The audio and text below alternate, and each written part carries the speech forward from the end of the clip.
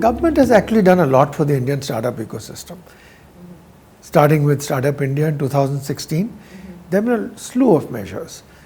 Funds of funds, debt availability, the GEM platform which allows startups to go for government contracts, startups in defense, in space, and the startup system is booming, 100,000 startups and counting. For the budget, I think the one issue we'd all like to go away is all these issues around angel tax.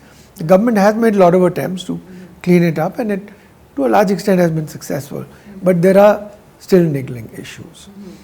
And government can do it. After all, for IT service sector, they gave us 100% tax exemption in the 90s. So it's possible to sort.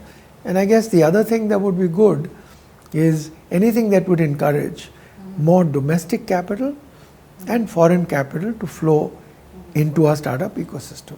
Countries around the world give tax credits to early stage investors, the UK, the US even now, Singapore, many of them.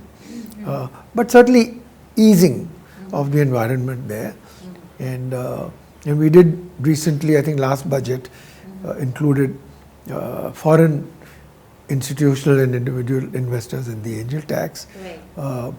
Again, one would like to see that cleaned up a little bit, because you don't want foreign capital to in any way get hindered into flowing into the startup ecosystem. It might not be as simple as that, because clearly the rules that government puts in are actually meant to solve an issue that of misuse that the government has. So therefore it has to operate within that limit. And all I'm saying is that within that limit, if we can find a simpler way of making sure we've covered the issue of abuses, but not stalled the larger capital flow. How do world leaders view India? I've long believed that the relationship between the United States and India is will be one of the defining relationships of the 21st century. The bright spot of the global economy. The growth rate for India, which is 6.8 in 2022. Let's not forget, this is one of the bright spots in the global economy right now, such a high growth rate.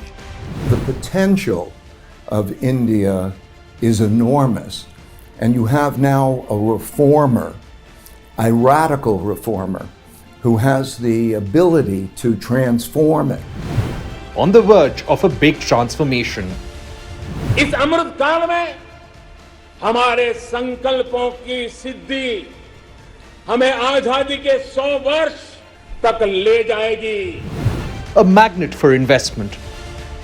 I'm actually incredibly excited about the future of India. I think India has more promise than any large country in the world. The world is bullish on India. Money Control is bullish on India. Join the campaign. Tweet to us with #MC Bullish on India.